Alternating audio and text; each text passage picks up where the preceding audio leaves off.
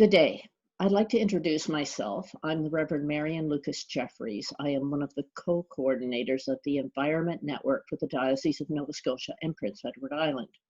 I'd like to welcome people to this first in what we hope will be a YouTube series stemming from our weekly gatherings called Physically Distanced, Spiritually Connected by Creation. I'm speaking today to Nina Newington, a writer, gardener, and activist. She and her wife live in what she calls a ramshackle farmhouse on the North Mountain of Nova Scotia on the traditional and unceded territory of the Mi'kmaq people. Her new novel is Cardinal Divide, and it's due out in September. Nina, amongst other things, is also a member of the Healthy Forests Coalition. And so I'd like to say welcome, Nina. Hi, thank you for having me, Marian. Now, the idea for this interview was quite spontaneous. About 10 or 15 minutes into your presentation during Physically Distant, Spiritually Connected last week, I realized that you had some really important information to share and that I hadn't hit the record button. So when people expressed appreciation for your talk, the idea of an interview just fell right out of my mouth. And I'm really glad that you agreed to our conversation today. So I'd like to begin by asking you if you might explain to us what the Healthy Forest Coalition is and what it does. Sure. So it was formed about 4 years ago out of a bunch of individuals and organizations who came together really to push for forestry reform in Nova Scotia. We would like to see the province move towards a much more sustainable stewardship of our forests, using ecological forestry practices and not the practices that are currently happening. It's about 1,500 people at this point are signed up, but there's a core working group and lots of fabulous information there. Okay, so how did you or why did you get involved? I think I had been following the posts of one of the Healthy Forest Coalition members, a man called David Patricon, a retired biologist, who has a blog called Nova Scotia Forest Notes. Actually, it's NS Forest Notes, and it's a wonderful source of information about forestry. Because I had actually been involved with Extinction Rebellion and had been part of blocking a logging road near Bridgetown this time last year to protect an old forest. And I've been passionate about forests for a long time. I used to play hooky from school and go sit in an oak tree for the day. Forests have always been a place of sort of survival and sustenance and delight for me. So now I want to help them. Great, great. And so in your opinion, what are the most important forestry issues facing Nova Scotians today? The biggest one is that our forests have been degraded and are still being degraded in a really horrifying fashion. Back in 1958, pretty much a quarter of the forests of Nova Scotia were over 80 years old. And now we're down to 1%. And that's just terrible. Yes. It's a result of a tremendous move towards clear cutting. And actually that 1% figure was from 2003. And if anything, the clear cutting has progressed even faster as the machines have gotten bigger. Wow. And at the same time, here we are in a climate crisis and a biodiversity emergency. Yeah. And the last thing in the world we should be doing is cutting down our forests. So Nova Scotia forests have really suffered from being treated as an economic resource without regard to their inherent value or their value to people in other ways and to all the wildlife and the creatures that live in them. And that really begins when, well, you could say it began when settlers arrived, because we've been doing a great deal more damage than the Mi'kmaq ever imagined anyone would do. But in the early part of the 20th century, the pulp mills came to Nova Scotia looking for timber. And they said, well, we need about, we would like to get timber from you. And the province said, well, let us ask our official foresters, how much timber do you think we can supply? And they said, I think it was 500,000 cubic feet. And the mill said, well, no, we won't come. In that case, we need 1 million. So what did the province do? It did what it's done ever since. It told the foresters to go away and redo their figures and say, yes, we can supply you with more forest, with more fiber than in fact the forest can support. And in a very little thumbnail way, there's a description of what's happened ever since. So, we're now seeing a forest that has been progressively degraded over all of those years. Well, so we have more and more trees that are in a 1 to 20-year-old range, and fewer trees that are over 60 years. So it used to be 59% of the trees were over 60 in 1958, and now it's about 12 or 13%. So we're losing the biodiversity that comes with our forests. Nova Scotia is part of what's called the Acadian Forest region. And the Acadian forest is really sort of a mix between the boreal forest of the north, which is mostly conifers, spruce and fir, and the more hardwood forests of the south. So you get red maple and yellow birch and sugar maples and ash and oak. So it's really an amazingly diverse and interesting mix, but it's also really been threatened. As the pulp mill industry has dominated, they're really the most interested in softwoods, in the conifers. So the forest has been borealized. When they have regrown trees, they tended to spray with glyphosate, now that they have that, to kill off the hardwood seedlings that would regenerate and leave only the softwoods, the spruce and the fir that they want. So gradually the forest mix has been degraded in that way. And we really desperately need to protect the little bit that's left. I live in Southwest Nova Scotia, and since between 2000 and 2018, we've lost 15% of our forest cover. That's just in the last 18 years. That's a lot. And the forest industry is looking at Southwest Nova Scotia because it's really the last remnants of mixed hardwood forests.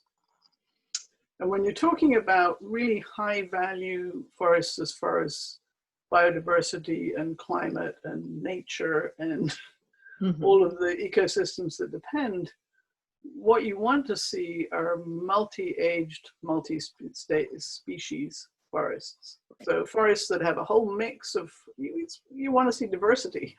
Right. Diversity in age and diversity in species. And that's not what is being supported by the forestry industry. And I think that's been very painful to watch. It's a big issue, and it's a hard one to tackle, isn't it? So what are the answers?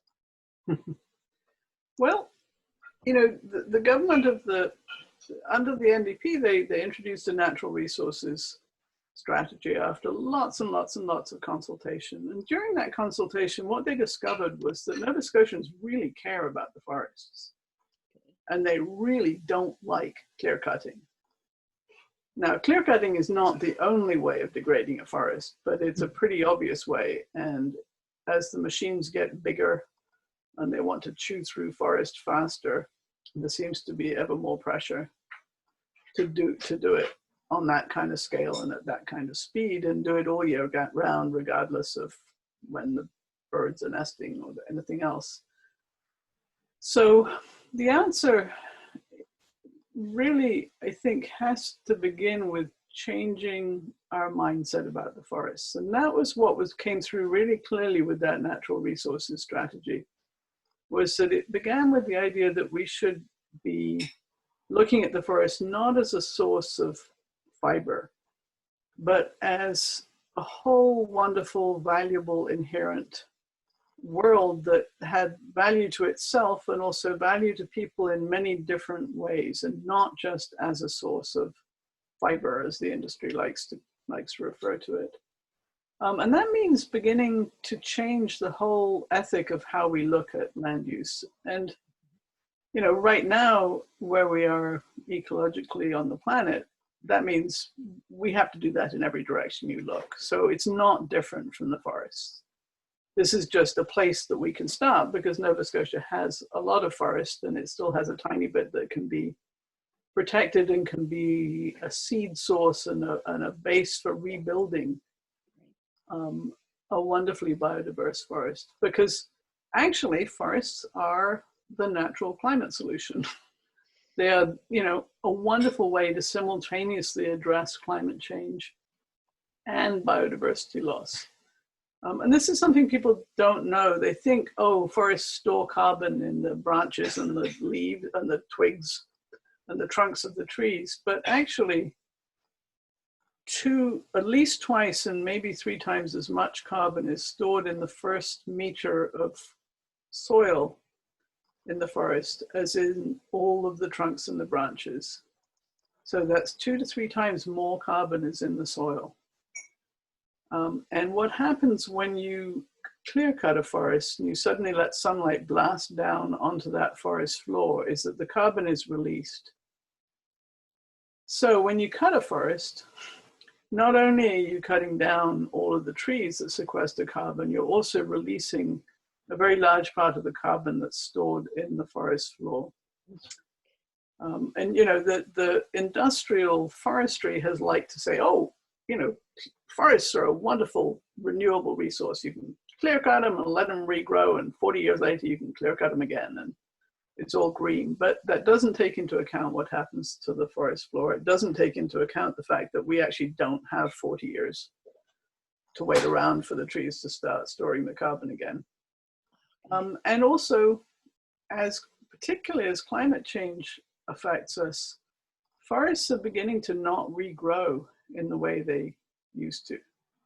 As we see more wind events and storm and fire and droughts and invasive pests, and sounds like all the biblical plagues, doesn't it? Yeah.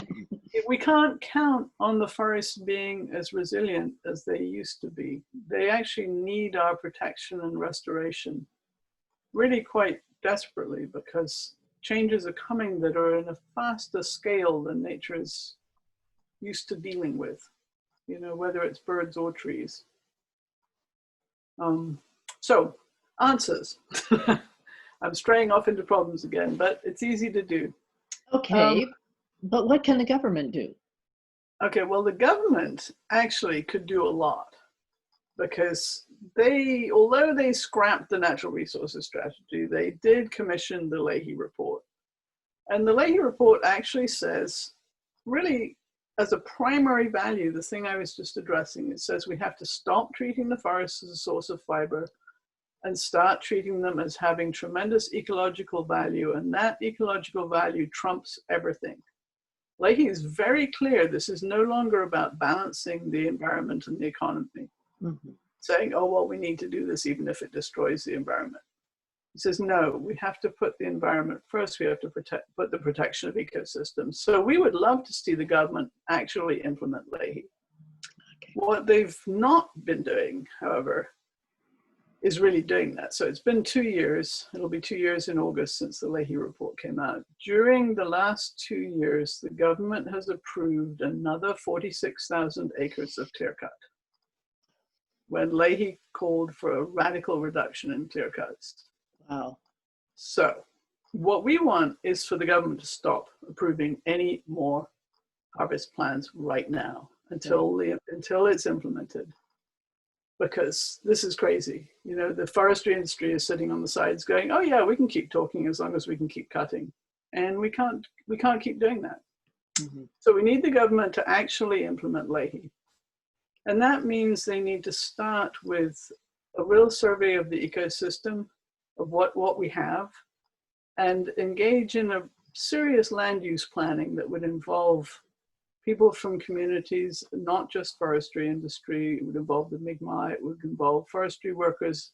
It would involve everybody getting in and saying, these are the things we care about, and this is what needs to be looked after and protected. And if that were to happen, it would be a really significant shift, because what currently happens really is that the forestry industry calls the shots. Mm-hmm. It's hard to believe that the government will successfully do this without a serious shakeup at the Department of Lands and Forestry, because although I think that actually in Rankin, the minister would like to see real forestry reform, he's not in full control of that department. The department is basically run by dinosaurs of industrial forestry, and they are completely obstructing everything. So we need some change there. So we need a new department. So what can Anglicans, people in the church, and all of those people connected to the Environment Network do to support the cause? It's important. Well, I think being mouthy. Really, I'm good at that. Yeah, well, good on you. Me too. But we really need people to keep saying, we care about this, we're watching, we notice what's going on, we see that you haven't implemented, we hear that you've, okayed 46,000 more acres for clear cutting. Mm-hmm. And really stay on it. If there's an article in the paper they like about it, write to the paper and say, thank you for that. Contact, send a copy to your MLA. I mean, all of that stuff is really important, because without the swell of the voices of Nova Scotians, it's not going to happen. Mm-hmm. And with us, I think it will, because it has to. We can't keep doing what we've been doing. So join the Healthy Forest Coalition. There's 1,400 other people there. That's a good conduit of information. Periodically, we have campaigns, for example, the For the Birds campaign that we've got right now, which is asking at a federal level for a silent season in the woods when the birds are breeding. So no logging in the woods during breeding season. And we're asking people to write to the federal Minister of Environment and Climate Change. And you can find information about that on your Environment Network Facebook and on the Healthy Forest Coalition Facebook. Simple things, most people now have, many people now have phones with cameras. If you're driving along and you see a horrible looking clear cut along the side of the road, mm-hmm. pull over, take a photograph of it. If you have any GPS on your phone, great, okay. And post it on the Healthy Forest Coalition Facebook page. Post it on the Environment Network. Say, hey, this isn't okay. Yeah. Yeah. Because that's how it's going to happen. Well, I think it's important that we work together. I do too. And so I really want to thank you for this, for your time today. And I also really want to thank you for your words of wisdom and your commitment.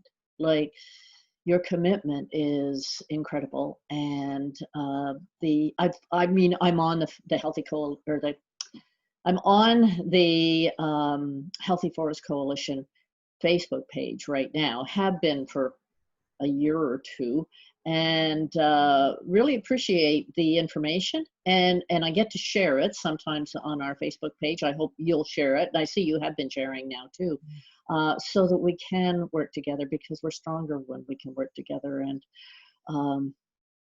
I really want to wish you the best. We will be keeping you and all of the members of the Healthy Forest Coalition in our prayers, and we will, under the Healthy Forest Coalition's guidance, continue to support and advocate with you. Thank you very much. Thank you. For what you're doing. God bless.